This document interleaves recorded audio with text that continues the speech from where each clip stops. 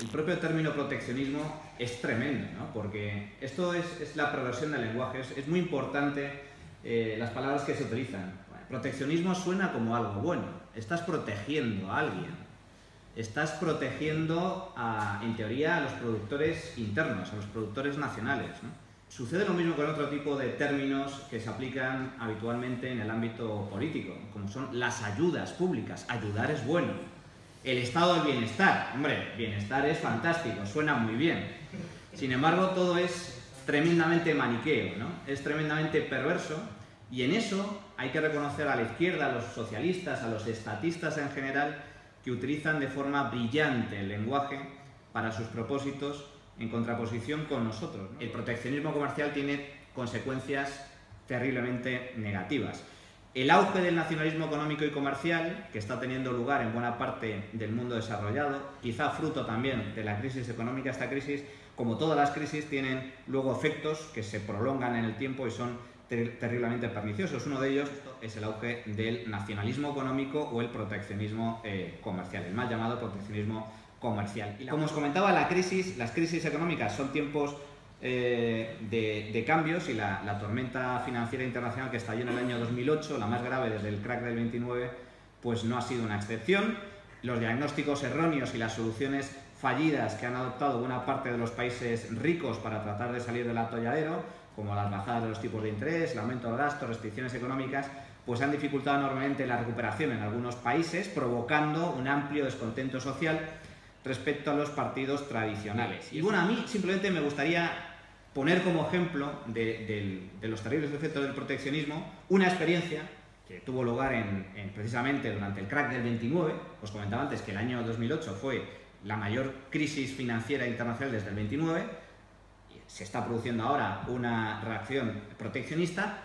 En el año 29 sucedió lo mismo, solo que entonces triunfó ese movimiento proteccionista, especialmente en Estados Unidos, y tuvo consecuencias tremendas, ¿no? El crack del 29 y la posterior Gran Depresión de los años 30 pues generaron también este tipo de reacciones. Y en el caso norteamericano, con Herbert Hoover a la cabeza, pues aprobó el arancel Smoot-Hawley, el cual dispararon las tasas a unos 20.000 productos con el fin de proteger a la industria nacional de la competencia extranjera y de este modo salir de la crisis. Su resultado, sin embargo, fue justo el contrario, convirtiendo una recesión ya de por sí dura en una larga y agónica depresión económica en los años 30, y no solo en Estados Unidos. En el año 32, el arancel medio que imponía el gobierno norteamericano a las importaciones llegó a rozar el 60%.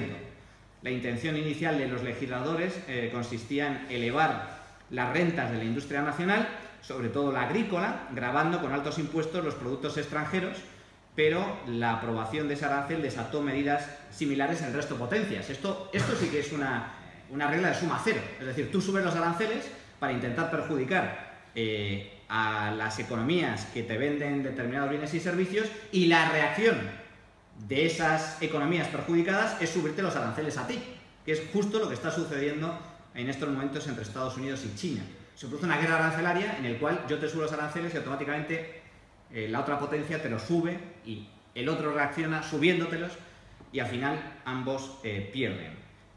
Nadie gana con este tipo de políticas. La cuestión es que, como consecuencia de esta guerra arancelaria, el volumen de importaciones en Estados Unidos cayó de cerca de un 40% en poco más de 2 años. Se hundieron las importaciones cerca de un 40% en 2 años.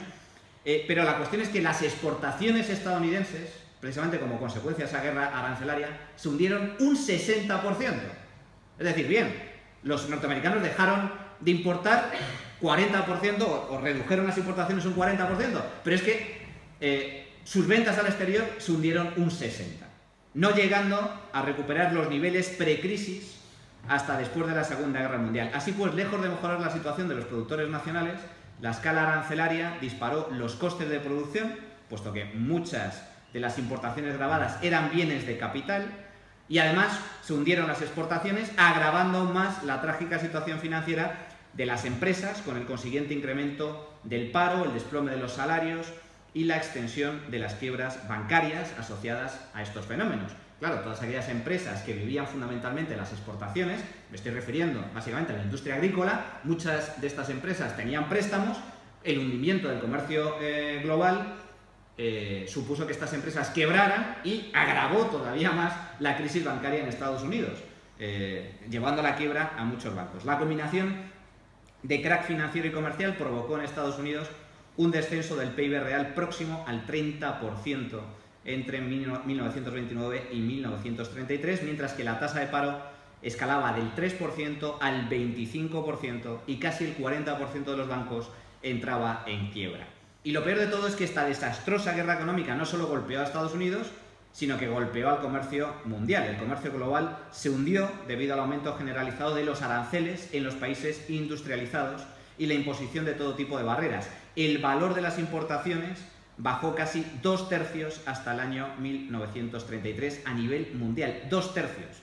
Y lo mismo sucedió con las exportaciones, tras caer casi un 60% para luego recuperarse lentamente, aunque sin alcanzar los niveles precrisis. Todo ello agravó la situación económica con una caída media del PIB del 14% en los países industrializados y un aumento de la tasa media del paro del 8% a más del 23%, pasaron del 8 al 23% de media hasta el año 1932, manteniéndose por encima del 14% durante el resto de la década. Esto me estoy refiriendo sobre todo en Europa, donde la crisis golpeó de forma muy sustancial y agravó todavía más la situación de algunos países que además habían sido ya golpeados previamente por la Primera Guerra Mundial. Es decir, la Gran Depresión fue el germen posterior de del nacimiento de los totalitarismos en Europa, en el caso del partido nazi es evidente, y la posterior Segunda Guerra Mundial. Todos los países, por lo tanto, se volvieron más pobres en su intención de impedir la competencia exterior. El proteccionismo ahondó en la generación de miseria y desempleo, favoreciendo aún más el descontento social de cara a la victoria final de los movimientos populistas y totalitarios, como os comentaba el caso del nazismo en Alemania. Por lo tanto, al final, el proteccionismo llevado hasta sus últimas consecuencias tuvo en su día terribles efectos. La cuestión es que esos desastrosos frutos económicos no serían hoy muy diferentes a los cosechados entonces. De hecho, incluso podrían ser peores, dado que en la actualidad existe una mayor interconexión económica entre las distintas potencias y además el peso del comercio global sobre la economía de los diferentes países es mucho mayor. Con lo cual, aplicar estas mismas políticas en la actualidad no solo generaría los mismos efectos, sino que incluso podrían ser peores. En el caso estadounidense, por ejemplo, conviene recordar que el acceso a bienes y servicios extranjeros mucho más baratos ha elevado el poder adquisitivo de los hogares norteamericanos, el hogar medio norteamericano, en casi un 30% en las últimas décadas.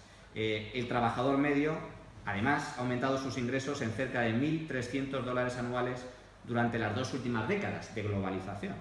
Y casi la mitad de los ingresos de las 500 empresas más grandes de Estados Unidos, las que cotizan en el S&P 500, proceden de su negocio exterior. Es decir, a diferencia de lo que ha defendido Donald Trump durante su campaña electoral y durante su mandato al frente de la primera potencia mundial, Estados Unidos también se ha beneficiado y mucho de la globalización.